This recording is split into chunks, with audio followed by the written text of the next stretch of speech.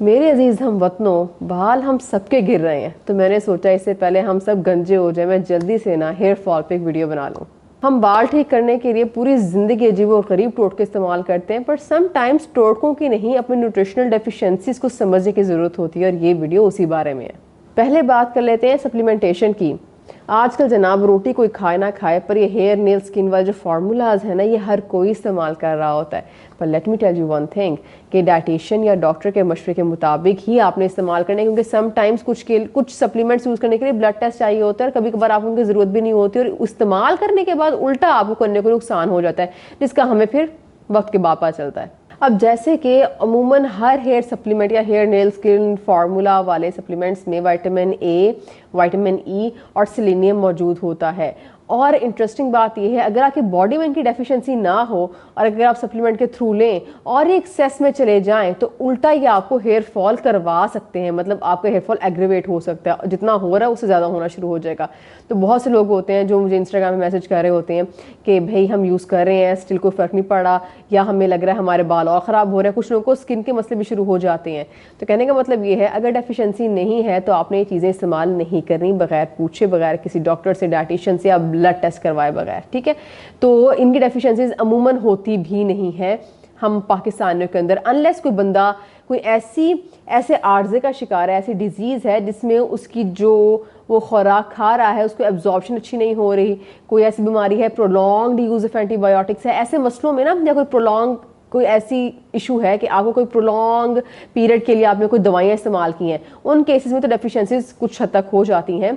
पर नॉर्मली जो हेल्दी इंसान होता है, नॉर्मल जो हमारे छोटे मोटे मसले होते हैं, पीसीओएस, डायबिटीज़, ये वो, उन लोगों में अमूमन ये इश्यूज़ नहीं हुआ करते। अगर डेफिशिएंसीज की बात की जाए तो अगर आपकी बॉडी के अंदर न्यूट्रिशनल डेफिशिएंसीज हैं तो ये आपकी हेयर ग्रोथ भी ख़राब करेंगी, आपके नए बाल नहीं उगेंगे, जो हैं वो खुरदरे हो जाएंगे, ब्रिटल हो जाएंगे, नेल्स आके ब्रिटल हो जाएंगे, और उसके अलावा हेयर फॉलिकल्स की हेल्थ पे भी बहुत जो है नेगेटिव असर होता है इन डेफिशिएंसीज का। और अमूमन मैं आपको बताती हूँ कौन कौन सी डेफिशिएंसीज जो ज़्यादा कॉमन है, जिनकी वजह से आपको हेयर फॉल का मसला आपका ट्रिगर हो सकता है, उनके बारे में बात करते हैं, बजाय इसके कि आप हेयर सप्लीमेंट्स या हेयर नेल स्किल की गोलियां खाएं बगैर पूछे डाइटिशियन से। सबसे कॉमन डेफिशिएंसी जो बाल एक्चुअली ख़राब करती है, that is iron deficiency anaemia. Iron deficiency anaemia को चेक करने के लिए आपको बेसिक जो टेस्ट करवाने पड़ते हैं वो है सीबीसी और सीरम फेरेटिन। कभी कभार फेरेटिन इतना लो होता है कि आपके बालों को डैमेज कर रहे होता है, ये इसका आयरन का लेवल लो हो जाना बॉडी के अंदर। अब करना आपने ये है कि इसके टेस्ट करवाए बगैर भी आपने आयरन लेना शुरू नहीं करना। और आयरन सप्लीमेंटेशन का थोड़ा सा मसला ये भी होता है कि इससे कॉन्स्टिपेशन होती है, तो हर किसी को सूट भी नहीं करता। तो अगर आपको कोई आपने एक आयरन सप्लीमेंट लिया है और आपको सूट नहीं किया, तो you can always change the company, आप सिरप इस्तेमाल करें। सिरप्स अक्सर लोगों को सूट कर जाते हैं। तो आयरन सप्लीमेंटेशन या आयरन के अपने जो आपके जिस्म के अंदर ज़खायर हैं उनका ध्यान रखना बहुत ज़रूरी है। साल में एक दफ़ा टेस्ट करवा लेना बहुत बेहतर रहता है। और अगर टेस्ट की बात की जाए तो आपको शायद याद हो, जो मेरे रेगुलर फॉलोअर्स उनको पता होगा कि इंस्टाग्राम पे मैंने एक दफ़ा आप लोगों से कहा था अपना सीबीसी और सीरम फेरेटिन जो है वो टेस्ट कराएं, और मुझे जो है आप मैसेज करें, और मैं फिर आप लोगों को बताती हूँ कि रिपोर्ट ठीक है कि नहीं ठीक है, और उसके हिसाब से मैं आपको गाइड कर दूँगी डाइट में क्या लेना है, सप्लीमेंटेशन क्या करनी है। और ट्रस्ट मी, मेरे इंस्टाग्राम पे 80% जो आवाम थी जिन्होंने मुझे टेस्ट सेंड किए वो आयरन डेफिशिएंट निकली।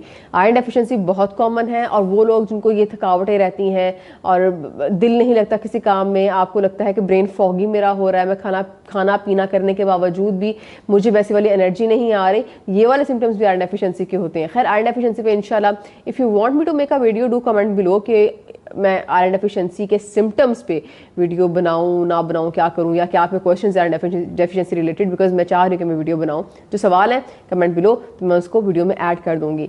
तो कहने का मकसद ये है कि जब मेरे इंस्टाग्राम पे इतनी पॉपुलेशन 80% लोग जो है आयरन डेफिशिएंट हो सकते हैं, तो हो सकता है आप भी हो, इसलिए अपना ब्लड टेस्ट लाजमी करवा लें। I was once reading a survey जिसके अंदर लिखा हुआ था कि जो पाकिस्तान के 2 बड़े सूबे हैं, पंजाब और सिंध, उनमें जो बच्चे हैं 10 में से 9 बच्चे, दोबारा मैं रिपीट करती हूँ लाइन, 10 में से 9 बच्चे जो हैं उनकी खुराक में आयरन नाकाफ़ी होता है। नाकाफ़ी होने का मतलब ये है कि समहाउ डाइट से नहीं पेरेंट्स दे पा रहे। अब ऐसे बच्चे के मुझे बताएं बाल ना गिरे तो उसको और क्या हो, और तो इतने मसले जो आयरन डेफिशिएंसी रिलेटेड है वो तो होने ही होने हैं, पर अगर उसके बाल या नाखून वगैरह ख़राब ना हो तो फिर और क्या हो। इसीलिए ये चीज़ लाजमी याद रखें कि बच्चों को या बड़ों को डाइट में आयरन के सोर्सेज जाना बहुत ज़रूरी है। और इसका एक और बड़ा इशू ये भी होता है कि हम लोग प्रोटीन बैलेंस नहीं कर रहे होते, क्योंकि आयरन का सबसे अच्छा सोर्स हमारा प्रोटीन इनटेक से हमें मिलती है आयरन ना, ठीक है।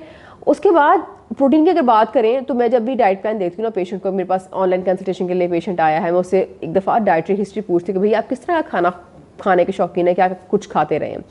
और कार्बोहाइड्रेट्स तो लोग खा रहे होते हैं, फैट्स भी जा रहे होते हैं हमारी डाइट में। बहुत दफ़ा ऐसा होता है हार्डली दिन में लोग एक दफ़ा प्रोटीन ले रहे होते हैं, पता ही नहीं होता कि लास्ट टाइम प्रोटीन का अच्छा इंटेक कब हुआ। अच्छा जब भी पूछे ना दालें खाते हैं, चिकन खाते हैं, मटन बीफ ये वो XYZ चीज़ें खाते हैं, तो एवरीबडी वुड से कि हाँ जी खाते हैं, पर जब पूछो ना कि आखिरी दफ़ा कब खाया तो फिर वो सोचने पड़ जाते हैं, अच्छा हाँ नहीं खाया है, नहीं खाया है, पता नहीं खाया है कि या व्हाटएवर, सही है। तो ऐसे इस तरह के जवाब वो जा रहे होते हैं। तो जिस तरह हमारा जो ग्रोइंग एज वाला पीरियड होता है, टीनेजर बच्चे हो गए, स्कूल गोइंग वाले हो गए लोग, यूनिवर्सिटी वाले हो गए, इनकी रिक्वायरमेंट डाइट की बड़ी अच्छी होती है, इनको ज़्यादा चाहिए होती है डाइट। और डाइट में ज़्यादा के अलावा इनके न्यूट्रिएंट्स जो है बड़े अच्छे पूरे होने चाहिए। तो इस एज ग्रुप में स्पेसिफिकली प्रोटीन अगर बैलेंस ना हो तो बहुत मसला हो जाता है। प्रोटीन बैलेंस करने के लिए आपको कम से कम दिन के अगर 3 मेजर मील्स है तो 2 में प्रोटीन लाजमी लेना चाहिए, जो कि नहीं हो रहा। तो बताने का मकसद ये है प्रोटीन डेफिशिएंसी अगर आप नहीं ठीक से प्रोटीन इस्तेमाल करें तो ये भी आपको आयरन डेफिशिएंसी की तरफ लेके जा सकती है। वो लोग जिनको PCOS है या जिनको ब्लीडिंग के किसी किस्म के इश्यूज़ हैं, ब्लीडिंग प्रोलॉन्ग जिनको रहती है, ऐसे के कोई आपको मसले हैं तो वो लोग भी आयरन डेफिशिएंट हो सकते हैं, इसलिए प्लीज़ अपना ब्लड टेस्ट करवा लें। उसके बाद दूसरी डेफिशिएंसी जो कि आपके बाल गिरा सकती है वो है जिंक डेफिशिएंसी, जिसके सिम्टम्स में आता है कि आपकी डिलेड वूंड हीलिंग होगी, मतलब ज़ख़म भरेगा जल्दी नहीं, कहूँ ज़ख़म अगर लग रहा है तो जल्दी वो हील नहीं होगा। उसके अलावा टेस्ट या स्मेल वगैरह की ऑल्टरेशंस हो जाती हैं। उसके अलावा आपके जो है वो बाल जो है वो खुरदरे हो जाएंगे। तो ये चंद अलामात जो हैं ये जिंक डेफिशिएंसी की होती हैं। उसके अलावा जिंक डेफिशिएंसी को चेक करवाने के लिए भी आपने ये नहीं करना जिंक के सप्लीमेंट्स डायरेक्टली लेने शुरू कर दें कि भाई शायद जिंक लो हो इसलिए मेरे बाल गिर रहे हैं। तो उसके अलावा आपने ये करना है, जिंक की अगर डेफिशिएंसी में आपको किसी भी तरह का सिम्टम ऐसा फील हो रहा है तो आपने करना है पहले ब्लड टेस्ट करवाना है, सीरम जिंक। उसके बाद अगर आपको लगता है लो है तो पहले डाइट से पूरा करने की कोशिश करनी है। इस वीडियो में मैं आपको सारे न्यूट्रिएंट्स बताऊंगी कौन कौन से ख़राब हों तो बाल ख़राब होते हैं, और नेक्स्ट वीडियो में इंशाल्लाह इन्हीं न्यूट्रिएंट्स के फूड सोर्सेज जो हैं वो डिटेल से डिस्कस कर लेंगे। तो इस वीडियो की हद तक आपने सिर्फ ब्लड टेस्ट करवा के रखने हैं, तो अगले हफ्ते जो वीडियो आएगी उसमें फिर खाना भी खाएंगे। अगली चीज़ फैट्स। एक बात है, एक चीज़ सोचें, पाकिस्तान में मैक्सिमम टाइम मौसम कौन सा रहता है? Comment below. खैर कोई मसला तो है नहीं किसी को, सबको समझ आगे होगी मैं कौन से मौसम की बात कर रही हूँ। मैं जनाब बात कर रही हूँ गर्मियों की। और जब मैं गर्मियों की बात करती हूँ तो जिस तरह हम सर्दियों से ड्राई फ्रूट्स को, फिश को मुंसलिक करते हैं, उसी तरह हम गर्मियों में इन चीज़ों को निकाल के डाइट से बाहर फेंक देते हैं कि भाई ये तो गर्मियों में लेने वाली चीज़ नहीं है। इंस्टाग्राम स्टोरीज़ पे मैं थक जाती हूँ क्या कहकर, प्लीज़ ड्राई फ्रूट्स का इस्तेमाल करें। Dry fruits, nuts and seeds, ठीक है, ये और फिश, ये चीज़ें जो हैं आपको क्या देती हैं फूड में, इनके न्यूट्रिएंट्स में आता है ओमेगा 3 और 6 फैटी एसिड्स। और जिस इंसान की बॉडी के अंदर ओमेगा 3 या 6 फैटी एसिड्स कम हो जाएं उनको भी बालों का मसला होता है। और कम होने का रीज़न ये हो सकता है बहुत लोगों में कि हमारे यहाँ प्रोलॉन्ग गर्मियाँ रहती हैं और उन्हीं गर्मियों के इतने लंबे वाले सीज़न में, इतने लंबे वाले टाइम ड्यूरेशन में हम कम्प्लीटली ये सब चीज़ें खाना बंद कर देते हैं। और हमारे यहाँ ओमेगा 3 6 फैटी एसिड्स अमूमन ज़्यादातर मिलते हैं हमें सिर्फ सर्दियों के टाइम पे। तो ना खा खा खा खा कर इतना अरसा ना खा के फिर एक टाइम आता है कि आप स्लाइटली डेफिशिएंट होना शुरू हो जाते हैं, और ये चीज़ भी आपके बालों पे काफ़ी नेगेटिव असरअंदाज होती है। ओमेगा 3 6 फैटी एसिड्स के अगेन फूड सोर्सेज डिटेल में आएंगे नेक्स्ट वीडियो में। विटामिन डी की बात की जाए तो विटामिन डी का हेयर फॉलिकल साइकिलिंग में बहुत बहुत इंपॉर्टेंट किरदार है। और विटामिन डी बहुत ख़वातीन का कम होता है, मर्दों का भी कम होता है, पर अगेन इसका सप्लीमेंट भी आपने कभी भी पूछे बगैर नहीं लेना। हर बंदा रैंडमली सनी डी खा रहा होता है। Sunny D, yes it is the right approach for improving vitamin D status in body, but test करवाए बगैर ना कीजिएगा, बिकॉज अगर आपने ज़रूरत से ज़्यादा खा लिया तो विटामिन डी टॉक्सिसिटी भी हो जाती है। बार बार मैं बता रही हूँ, टेस्ट करवाए बगैर या किसी से पूछे बगैर आप लोगों ने चीज़ें इस्तेमाल नहीं करनी। विटामिन डी को फूड से पूरा करने की कोशिश मत कीजिएगा, फूड में नहीं होता ये उतना उस तरह से अवेलेबल, आपको मिलेगा ये सिर्फ उस सप्लीमेंट के थ्रू, पर ब्लड टेस्ट करवाने के बाद इस्तेमाल करना है आपने। उसके बाद जो नेक्स्ट पॉइंट आता है वो है बायोटिन का।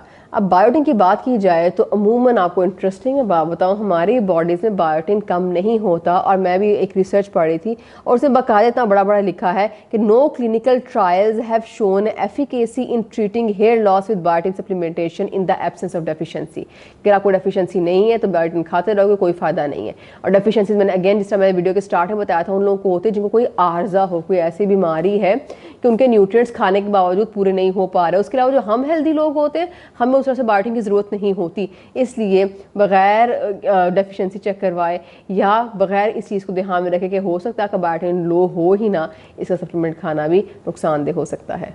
ओके जनाब, तो इस वीडियो में होगी सारी डेफिशिएंसीज की बात, आयरन पे बात हुई, जिंक पे बात हुई, विटामिन डी पे बात हुई, बाल्टिन पे बात हुई, और किससे बात हुई, सप्लीमेंटेशन में बात हुई कि खुद से नहीं खाना शुरू कर देने, उल्टा के बाल गिरना शुरू हो जाएंगे अगर आप ओवरलोड ऑफ सप्लीमेंटेशन में चले जाते हैं। ठीक है, तो अभी मैंने जो न्यूट्रिएंट्स का जिक्र किया है इनको आपने बैलेंस कैसे करना है डाइट में, एक डाइट प्लान में आप किस तरह से प्रोटीन और ये जिंक वगैरह ये सारी चीज़ें डाइट में ऐड कर सकते हैं, उससे बात करेंगे इंशाल्लाह नेक्स्ट वीडियो में फूड सोर्सेज पे। ठीक है, तो तब तक आपके जो भी सवाल हैं बालों रिलेटेड कमेंट बिलो, मैं उन पर इंशाल्लाह कोई वीडियो बना दूंगी। और उसके अलावा अगर आपने कभी कोई टोटके वगैरह सुने हो, कुछ लोग टोटके इस्तेमाल करते हैं जैसे कि आर्गन ऑयल बड़ा अच्छा रहता है इसके लिए। खैर आर्गन ऑयल इज नॉट टोटका, ये प्रूवन है, इसके हेल्थ बेनिफिट्स हैं। इस तरह की अगर आपने कोई चीज़ कभी इस्तेमाल की है और वो एक्चुअली काम किया है तो ज़रूर बताइएगा मुझे कमेंट सेक्शन में, ताकि मैं उस पर रिसर्च करूँ और अगर वो चीज़ वाकई अच्छी है तो मैं फिर आगे आप लोगों को भी बताऊँ, उस पर भी इंशाल्लाह वीडियो बन जाएगी। कोई सवाल है तो बताइएगा और दैट्स इट, मिलते हैं नेक्स्ट वीडियो में, तब तक के लिए अल्लाह हाफिज़।